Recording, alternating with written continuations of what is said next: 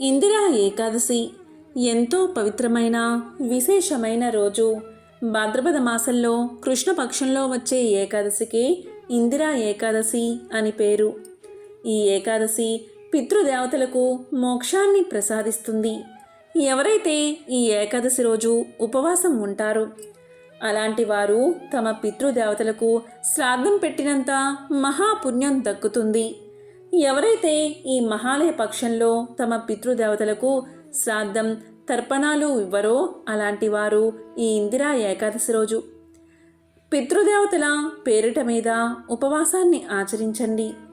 ఇలా చేస్తే మీ పితృదేవతల ఆత్మలకు శాంతి చేకూరుతుంది. తద్వారా వారి ఆశీస్సులు మీకు కలుగుతాయి. దీనివల్ల వంశాభివృద్ధి కలుగుతుంది. మరి ఎంతో పవిత్రమైన విశేషమైన ఈ ఇందిరా ఏకాదశి రోజు ఈ చెట్టును తాకితే చాలు రాజయోగం పడుతుంది. మరి ఏ చెట్టును తాకితే రాజయోగం పడుతుందో ఇప్పుడు ఈ వీడియోలో తెలుసుకుందాం. పితృపక్ష ఏకాదశి రోజున 5 తమలపాకులపై శ్రీ అని రాసి విష్ణుమూర్తికి సమర్పించండి. తరువాత ఆకులను ఎర్రని వస్త్రంలో కట్టి వాటిని భద్రంగా ఏదైనా అల్మారా వంటి ప్రదేశంలో ఉంచండి. ఇలా చేయడం వల్ల మీరు చేసే వ్యాపారంలో పురోగతి లభిస్తుంది. ఉద్యోగులకు పదోన్నతి, మంచి శుభవార్తలు కనిపిస్తాయి. మీరు ఇప్పటి వరకు పడిన కష్టాల నుండి ఉపశమనం లభిస్తుంది. ఇందిరా ఏకాదశి రోజున శ్రీ మహావిష్ణువును స్మరించుకుంటూ మీ ఇంటి ప్రధాన ద్వారం దగ్గర వచ్చిన ఆవుకు పచ్చ గడ్డిని తినిపించండి. ఇలా చేస్తే చాలు మీకు ఎంతో పుణ్యం లభిస్తుంది. అంతేకాదు, జ్యోతిష్య శాస్త్రం ప్రకారం మీ జాతకంలో బుధుని స్థానం కూడా బలపడుతుంది. మరి ఎంతో విశేషమైన ఇందిరా ఏకాదశి మంగళవారంతో కలిసి వచ్చింది. మరి ఈరోజు ఏ చెట్టును తాకితే సకల దరిద్రాలు తొలగి సకల శుభాలు కలుగుతాయో ఇప్పుడు ఈ వీడియోలో తెలుసుకుందాం. ఏకాదశి తిథి ఎప్పుడు మొదలైంది అంటే అక్టోబర్ 9వ తేదీ మధ్యాహ్నం 12:36 ప్రారంభమై అక్టోబర్ 10వ తేదీ మధ్యాహ్నం 3:08 ముగుస్తుంది. ఉదయ తిథి ప్రకారం అక్టోబర్ 10న ఏకాదశి ఉపవాసం ఉండాలి. అక్టోబర్ 11న ఉదయం 6:19 నుండి 8:38 వరకు పారణ సమయం ఉంటుంది. అంటే అక్టోబర్ 11న ద్వాదశి. ఈరోజు మళ్ళీ శ్రీ మహావిష్ణువును పూజించి ఎవరైనా ఒక సద్బ్రాహ్మణుడికి భోజనం పెట్టండి. తర్వాత ఏకాదశి ఉపవాసం ఉన్నవారు భోజనం చేయండి. ఇది ద్వాదశి పారణ గడియల్లోనే ఇలా చేయాలి. ఇలా చేస్తేనే ఏకాదశి ఉపవాసం ఉన్న ఫలితం మీకు దక్కుతుంది. మరి ఎంతో విశేషమైన ఈ ఇందిరా ఏకాదశి రోజు ఈ చెట్టును తాకితే చాలు దరిద్రం బాధలు తొలగిపోతాయి. మరి ఆ చెట్టు ఏంటి అంటే వేప చెట్టు. వేప చెట్టు సాక్షాత్తు లక్ష్మీ స్వరూపం. ఈ ఏకాదశి అంటే ఇందిరా ఏకాదశి మంగళవారంతో కలిసి వచ్చింది. మరి ఇంతటి విశేషమైన రోజున వేప చెట్టును తాకితే చాలు జన్మల దరిద్రం బాధలు తొలగిపోతాయి. నకారాత్మక శక్తులు తొలగి దైవిక శక్తులు ఎల్లవేళలా మిమ్మల్ని కాపాడతాయి. మీకు దగ్గరలో వేప చెట్టు ఉంటే ఆ చెట్టు దగ్గరకు వెళ్ళి చెంబుడు నీళ్లను వేప చెట్టుకు పోసి దీపారాధన చేయండి. వేప చెట్టు సాక్షాత్తు లక్ష్మీ స్వరూపం. మన హిందూ సాంప్రదాయంలో వేప చెట్టుకు ఎంతో ప్రాధాన్యత ఉంటుంది. వేప చెట్టును సాక్షాత్తు లక్ష్మీదేవిగా మనం భావించి ప్రతిరోజు పూజలు చేస్తూ ఉంటాం. అలానే ప్రతిరోజు ఉదయం లేవగానే వేప చెట్టును చూస్తే ఆ రోజంతా శుభం కలుగుతుందని అందరూ నమ్ముతారు. వేప చెట్టు అంటే సాక్షాత్తు లక్ష్మీదేవి. వేప చెట్టును హెర్బల్ డాక్టర్ ఆఫ్ ఇండియా అని పిలుస్తారు. ఎందుకు అంటే వేప చెట్టు ఆకుల నుండి పూత వరకు అన్ని భాగాలు ఔషధాల్లో ఉపయోగిస్తారు. దాదాపు 400 సంవత్సరాల క్రితం నుండి ఆయుర్వేదంలో వాడుతున్నారు. వేప చెట్టును సర్వరోగ నివారణగా పిలుస్తారు. వేప చెట్టు గాలిలోని వైరల్ బ్యాక్టీరియాను నశింపచేసి మనకు ఆరోగ్యాన్ని పెంచుతుంది. మన తెలుగు సంవత్సరాది ఉగాది రోజు వేపపూత బెల్లంతో చేసిన ఉగాది పచ్చడి తినాలని శాసనాలు చెబుతున్నాయి. అంటే వేపపూత బెల్లం కలిపి తినడం వల్ల మనిషి శరీరం వజ్రంగా మారుతుంది. అంత ఆరోగ్యాన్ని మనకు ప్రసాదిస్తుంది. వేప పుల్లతో దంతాలు తోమితే సమస్త దంత సమస్యలు తొలగిపోతాయి. ఇలా దంతాలు తోమే సమయంలో ఆ ఆకుల రసం పొట్టలోకి వెళ్లడం వల్ల లోపల ఉన్న చెడు అంతా బయటకు పోతుంది. అంతర్గత అవయవాలు ఆరోగ్యంగా పనిచేస్తాయి. అంతేకాదు పళ్ళు తెల్లగా దృఢంగా మారతాయి. మీకు 100 సంవత్సరాలు వచ్చినా దంతాలు దృఢంగానే ఉంటాయి. అమ్మవారు సోకినప్పుడు వేపాకుల మీద పడుకోబెడితే నయమవుతుంది. వేప చెట్టు గాలిలోని కాలుష్యాన్ని నివారించి మనకు చక్కటి ఆరోగ్యాన్ని ఇస్తుంది. వేప చెట్టు సమీపంలో ఎవరైతే నివసిస్తారో అలాంటి వారికి ఎటువంటి వ్యాధులు దరిచేరవు. వారానికి ఒకసారి పరగడుపున 7 వేప చిగుళ్లు నూరి ఉండచేసి మింగి 1/4 కప్పు పెరుగు సేవిస్తే కడుపులో మరియు పేగుల్లోని వివిధ రకాల క్రిములు చనిపోతాయి. వేప చిగుళ్ళు పసుపు సమానంగా కలిపి లేపనం చేస్తే దురదలు దద్దుర్లు నయమవుతాయి. కాబట్టి వేప చెట్టు అంత గొప్పది అని పరిశోధనలు కూడా తెలియచేస్తున్నాయి. ప్రపంచంలోని శాస్త్రవేత్తలంతా వేప చెట్టుపై అనేక పరిశోధనలు చేసి ఇంతకు మించిన చెట్టు ఈ భూమండలంలోనే లేదని ఎంతో గొప్పగా చెప్పారు. అంత విశేషమైనది వేప చెట్టు మహిమ. వేప చెట్టు సాక్షాత్తు లక్ష్మీ స్వరూపం. కాబట్టి ఎవరైతే వేప చెట్టును చూసి నమస్కారం చేసి ఈ ఒక్క మాటను అనుకుంటారో అలాంటి వారికి లక్ష్మీ అనుగ్రహం తప్పకుండా కలుగుతుంది. ఆ మాట ఏంటి అంటే ఓం లక్ష్మీ నారాయణాయ నమః అనే మాటను 3 సార్లు అనుకుంటే చాలు. ఆ అమ్మవారి అనుగ్రహం మీకు కలిగి రుణ సమస్యలు ఆర్థిక ఇబ్బందులు తొలగిపోతాయి. సమస్త శుభాలు కలుగుతాయి. వేప చెట్టు మహత్యం విన్నా చెప్పినా చదివినా మీ ఇంట్లో అన్ని శుభాలే కలుగుతాయి. సకల ఐశ్వర్యాలు కలుగుతాయి. వేప చెట్టు కనబడితే ఈ ఒక్క మాట అనండి చాలు. లక్ష్మీదేవి అనుగ్రహం మీకు తప్పకుండా కలుగుతుంది. భారతదేశంలో పూజలు అందుకుంటున్న అత్యుత్తమమైన చెట్టు వేప చెట్టు. దీనిని భారతీయులు గుర్తించి దాన్ని పవిత్ర వృక్షంగా పూజించడం మొదలుపెట్టారు. ఎవరైతే ఉదయం లేవగానే వేప చెట్టును చూస్తారో వారికి శుభం కలుగుతుంది. వేప చెట్టు ఎంతో పవిత్రమైనది. వైద్యంలో దీని పాత్ర గురించి చరకుడు అర్థశాస్త్రంలో వివరించాడు. ఆయుర్వేదంలో కూడా చరక సంహిత, సుశ్రుత సంహిత వంటి గ్రంథాలలో వేప చెట్టు గురించి అనేక రుజువులు ఉన్నాయి. వేప చెట్టుకు ఇటువంటి విశేష గుణాలు రావడానికి అమృతం ఆ చెట్టుపై పడినట్లు పురాణ వివరణ ఉంది. గరుత్మంతుడు తన తల్లి దాస విముక్తి కొరకు అమృతాన్ని తీసుకువెళ్తుండగా కొన్ని చుక్కలు చింది భూలోకంలోని వేప చెట్టు మీద పడగా అది శక్తివంతమైన మానవులకు మేలు చేసే వృక్షంగా మారిందని పురాణ కథ కూడా ఉంది. అదేవిధంగా దేవతల వైద్యుడైన ధన్వంతరి ప్రతిరూపమే వేప చెట్టు అంటారు. భూలోకంలో వేప చెట్టు నాటి పోషించిన వారికి స్వర్గలోకం ప్రాప్తిస్తుంది. అంతేకాదు వరుసగా 3 వేప చెట్లు పెంచి పోషిస్తే సూర్యలోకం ప్రాప్తిస్తుంది అనే నమ్మకం కూడా ఉంది. రాక్షసులు సూర్యుణ్ణి వేటాడుతున్నప్పుడు సూర్యదేవుడికి ఆశ్రయాన్ని ఈ చెట్టే ఇచ్చింది కాబట్టి ఈ చెట్టును నాటితే సూర్యలోకానికి చేరుకుంటారు అనే నమ్మకం. ఒకసారి శివపార్వతులు ఏకాంతంగా ఉన్న సమయంలో అగ్నిదేవుడు అక్కడకు వచ్చాడట. దీంతో కోపగించిన పార్వతీదేవి మా ఏకాంతానికి భంగం కలిగించింది దేవతలే, కాబట్టి దేవతలంతా వృక్షాలుగా మారిపోండి అని శపించిందట. దీనితో దేవతలంతా వివిధ వృక్షాలుగా అవతరించారు. వారిలో శ్రీ మహావిష్ణువు రావి చెట్టుగా, ఆయన భార్య అయిన లక్ష్మీదేవి వేప చెట్టుగా మారారు. ఇది పురాణ కథ. అందుకే వేప చెట్టును లక్ష్మీదేవి స్వరూపమని భావిస్తారు. అందువల్లే లక్ష్మీ స్వరూపమైన వేప చెట్టును నాటి దానికి రావి చెట్టుకి వివాహం కూడా చేస్తారు. ఉత్తర భారతదేశంలో వేప చెట్టును నీమాలీదేవి అని పిలుస్తారు.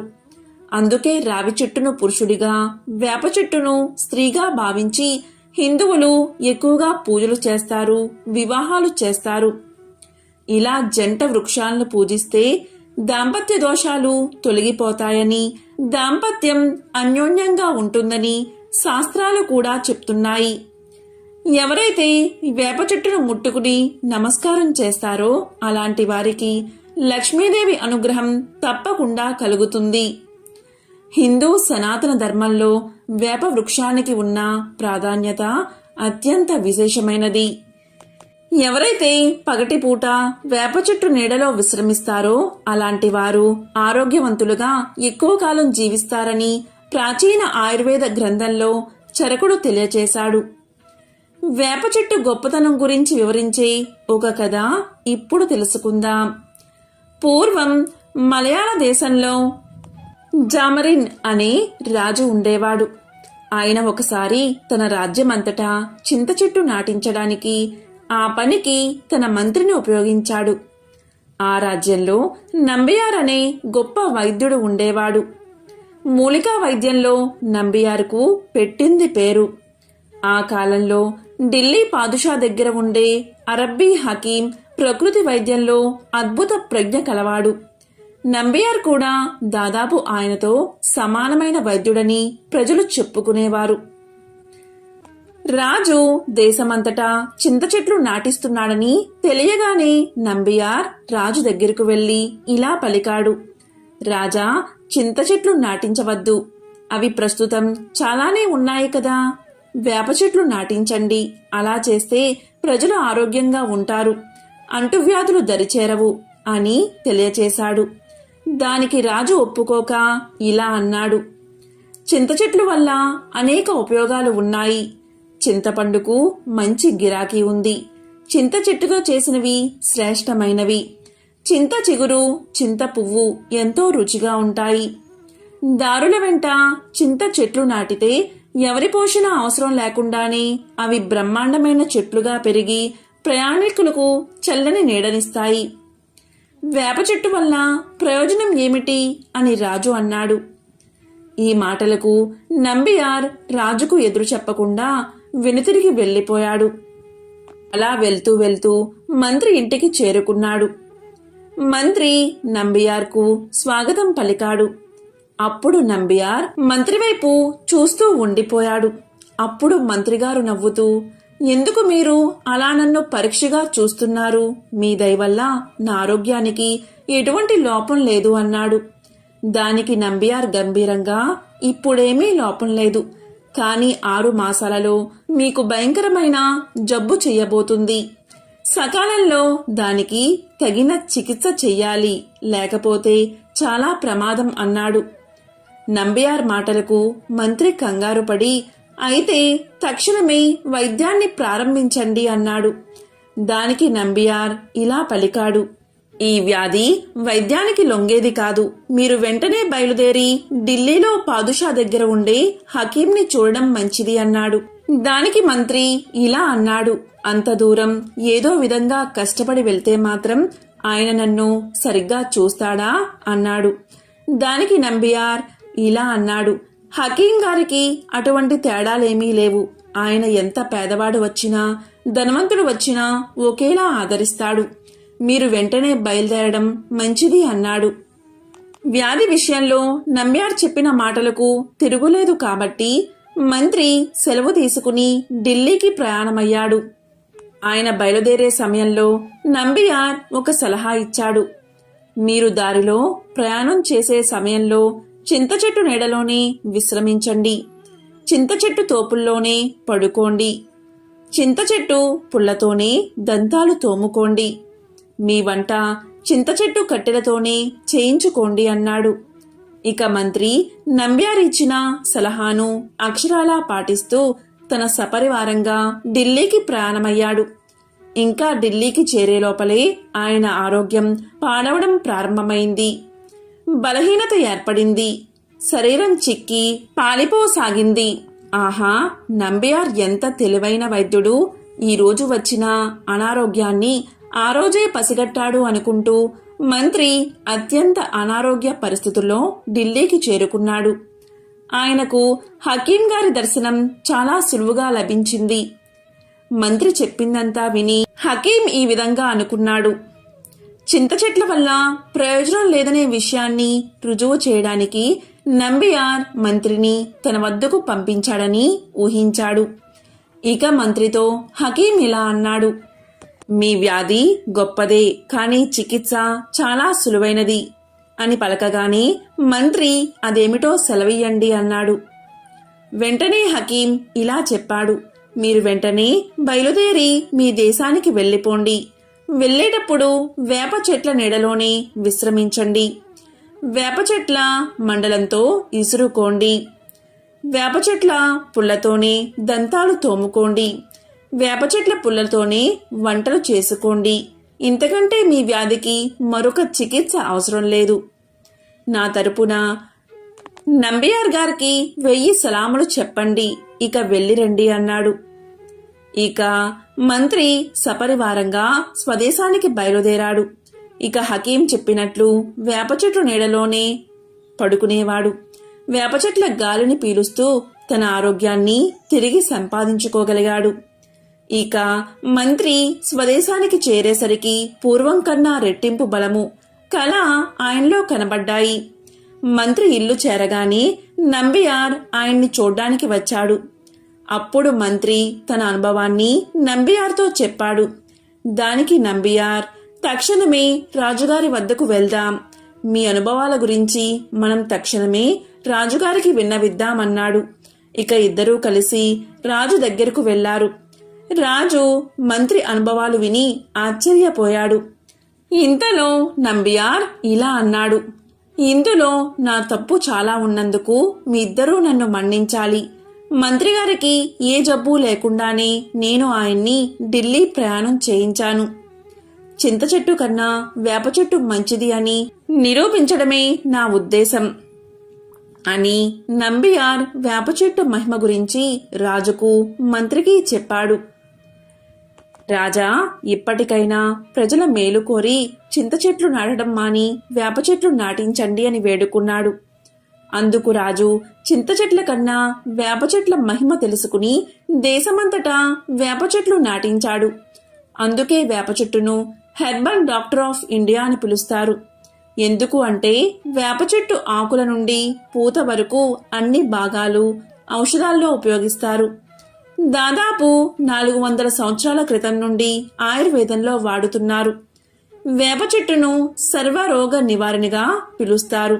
వేప చెట్టు గాలిలోని వైరల్ బ్యాక్టీరియాను నశింపచేసి మనకు ఆరోగ్యాన్ని పెంచుతుంది. మన తెలుగు సంవత్సరాది ఉగాది రోజు వేపపూత బెల్లంతో చేసిన ఉగాది పచ్చడి తినాలని శాసనాలు చెబుతున్నాయి. అంటే వేపపూత బెల్లం కలిపి తినడం వల్ల మనిషి శరీరం వజ్రంగా మారుతుంది. అంత ఆరోగ్యాన్ని మనకు ప్రసాదిస్తుంది. వేప పుల్లతో దంతాలు తోమితే సమస్త దంత సమస్యలు తొలగిపోతాయి. ఇలా దంతాలు తోమే సమయంలో ఆ ఆకుల రసం పొట్టలోకి వెళ్లడం వల్ల లోపల ఉన్న చెడు అంతా బయటకు పోతుంది. అంతర్గత అవయవాలు ఆరోగ్యంగా పనిచేస్తాయి. అంతేకాదు పళ్ళు తెల్లగా దృఢంగా మారతాయి. మీకు 100 సంవత్సరాలు వచ్చినా దంతాలు దృఢంగానే ఉంటాయి. అమ్మవారు సోకినప్పుడు వేపాకుల మీద పడుకోబెడితే నయమవుతుంది. వేప చెట్టు గాలిలోని కాలుష్యాన్ని నివారించి మనకు చక్కటి ఆరోగ్యాన్ని ఇస్తుంది. వేప చెట్టు సమీపంలో ఎవరైతే నివసిస్తారో అలాంటి వారికి ఎటువంటి వ్యాధులు దరిచేరవు. వారానికి ఒకసారి పరగడుపున 7 వేప చిగుళ్లు నూరి ఉండచేసి మింగి 1/4 కప్పు పెరుగు సేవిస్తే కడుపులో మరియు పేగుల్లోని వివిధ రకాల క్రిములు చనిపోతాయి. వేప చిగుళ్ళు పసుపు సమానంగా కలిపి లేపనం చేస్తే దురదలు దద్దుర్లు నయమవుతాయి. కాబట్టి వేప చెట్టు అంత గొప్పది అని పరిశోధనలు కూడా తెలియచేస్తున్నాయి.